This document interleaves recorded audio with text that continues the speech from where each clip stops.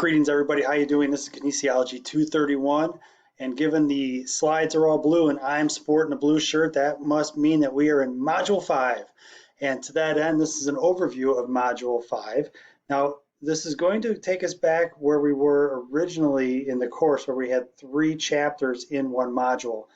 And the way the book has laid things out, like we've talked about, where you have assessing for one chapter, then designing for another chapter. So in this case, we're assessing flexibility in chapter 10, and then we are designing programs for flexibility in chapter 11.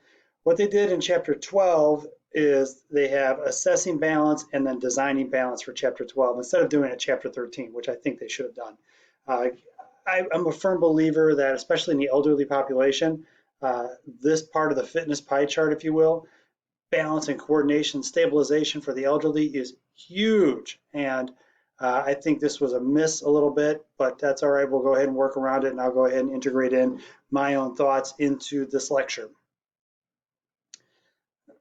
So for chapter 10, assessing flexibility, much like everything else, you'll have the lecture slides will be adapted from the book. You'll also have some other supporting materials that'll be in there. Shoulder flexibility will be one of the videos. It's a particular passing test for the shoulder. There are numerous other ones. Given how the course progresses and where you guys are, I might throw in 3 or 4 more of those, but right now I'm gonna stick with this kind of standard shoulder flexibility test. And then assignments. So here we are, we know we're getting deep into the semester, and so we're coming up towards the end. So you have chapter 10 book quiz, you have lab number 10, which is all about flexibility assessment, and then case study number 5, and of which we have 1 more of those to go. So in the poster response now, after we did the flexibility assessments, I'm looking for you to have some insight regarding what you thought. Did you believe that you would do better? Do you think you're tighter than you thought you would be? Are you noticing that as you get older, there's like perhaps a flexibility erosion where you're getting tighter and tighter? What are things that you do every single day that might contribute to this lack of flexibility? Or perhaps greater flexibility in other areas based off of your ADLs. Now, for chapter 11, we're now in the designing chapter for flexibility programs. And this will include lecture slides adapted from the book. We'll have some other key variables regarding training for flexibility. A couple videos, one of which is the Y test, the other is a STAR test, 2 different type of passing tests that you can use in assessing flexibility for individuals. I like them. They're more dynamic in nature. I think that's more applicable to activities of daily living. And then we get into the assignments component here. You have a book quiz, a lab, and then a post and response. And these are assigned on the 12th, and they'll be due by 11:59 on the 18th. I failed to note that over here. This assignment folder is being assigned on the 5th of November, and it's due by 11:59 on the 11th of November. So if we go ahead and jump back to this slide, this assignment folder, it is assigned on the 12th, and it's due by the 18th at 11:59 p.m. Okay? And post and response, I'll let you read through that, and we'll jump into the next slide here. So with assessing balance and designing balance programs, I'm going to go ahead and start with the lecture slides from the book, and I'm definitely going to annotate in there. I have really become a firm believer in that balance and coordination component being key for most people, especially as we age.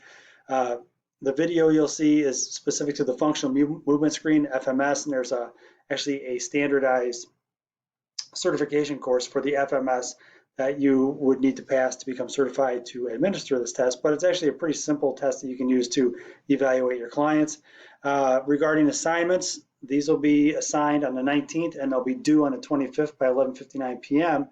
And with that said, you have now chapter 12, quiz from the book, that's what I'm looking for.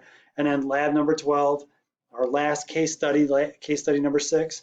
And then regarding flexibility assessment, for your post and reply, have you had other assessments pertaining to balance? If so, go ahead and elaborate further and fill us in a little bit more about what you've done.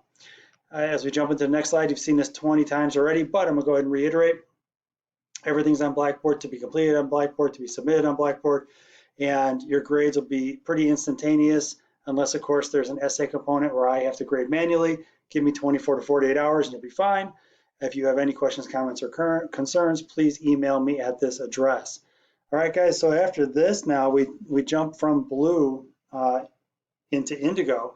And to that end, we now get more into the final part of the term after Thanksgiving, and it's going to be mostly just evaluation time in terms of final exams and prepping for final exam, and then prepping for and then taking the practical final exam. So really at this point, the content, the beefy part of the course is now over, and you'll have the next couple of weeks after Thanksgiving to go ahead and apply those skills. All right, guys, have yourself a good one, and have a great Thanksgiving.